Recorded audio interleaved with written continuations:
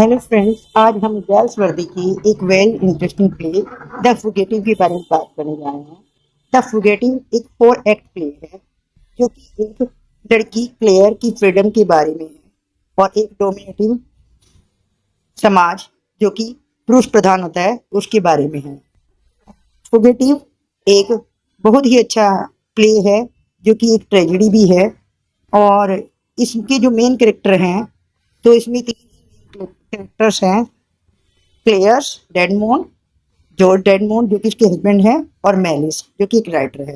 2 minor characters और है इसमें, एक सॉलिसिटर है और एक केयर टेकर है जो कि जॉर्ज की केयर टेकर है।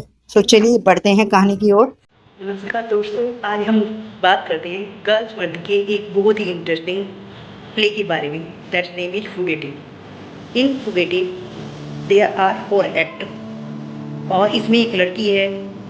लड़की क्या एक बहू है, क्लेयर, जो कि डेडमोंड फैमिली की बहू है और उसके हस्बैंड जॉर्ज डेडमोंड है जिनके साथ वो रहती है।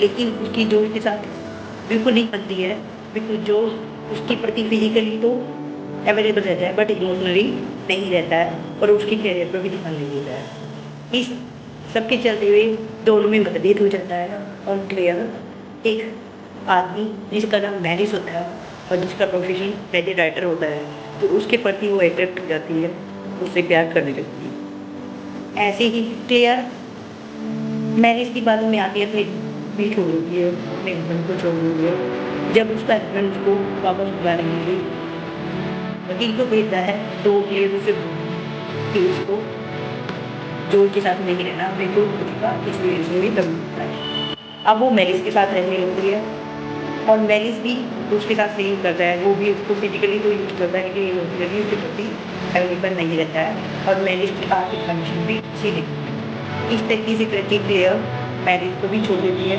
और लास्ट में वो सीन में जब वो एक रेस्टोरेंट में होती है तो 2 आदमी उसको बाई मिस्टेक प्रोस्टिट्यूट समझने लगते हैं और उसको ऑफर देते हैं।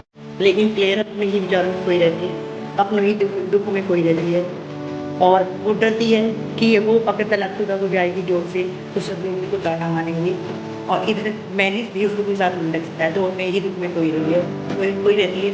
तभी वो अपनी जेब से पॉइजन की बोतल निकालती है, अपनी वाइन में मिला लेती है और पी जाती है। जब वेटर आके उसको दिखता है, लास्ट में जो क्लियर होती है वो अपनी पॉकेट से जो जहर को पी लेती है तो वो मर जाती है और वेटर आके दिखता है कि वो लेडी जरा अभी मूवमेंट नहीं कर रही है तो वहाँ का जो ओनर होता है वो देखता है कि क्लियर मर चुकी है। इसके बाद जॉर्ज डेडमोंड को भी काफ़ी कुछ भुगतना पड़ता है और मेलिस भी बहुत दुख प्रकट करता है और इस कहानी का दुकान अंत हो जाता है। तो इस कहानी से ये मोरल मिलती है कि जो क्लियर है उसका अपने लिए सोचना गलत नहीं था, लेकिन उसने गलत आदमी ट्रस्ट करके अपने घर को छोड़ दिया और वो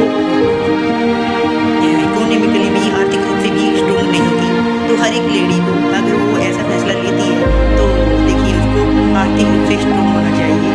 और क्लियर की सबसे बड़ी मिस्टेक ये थी कि वो अपने ऊपर डिपेंड ना होने के बजाय दूसरे पर डिपेंड हो गई। तो चलिए नमस्ते, मिलते हैं नेक्स्ट वीडियो। लास्ट में जो क्लियर होती है वो अपनी पॉकेट से जो जहर को पी लेती है तो वो मर जाती है और वेटर आके दिखता है कि वो लेडी जरा अभी मूवमेंट नहीं कर रही है तो वहाँ का जो ओनर होता है वो देखता है कि क्लियर मर चुकी है। इसके बाद जॉर्ज डेडमोंड को भी काफ़ी कुछ भुगतना पड़ता है और मेलिस भी बहुत दुख प्रकट करता है और इस कहानी का दुकान अंत हो जाता है।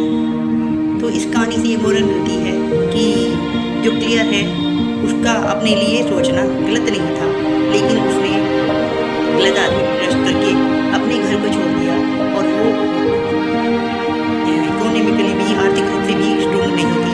तो हर एक लेडी को अगर वो ऐसा फैसला लेती है तो देखिए उसको आर्थिक रूप से स्ट्रॉन्ग होना चाहिए।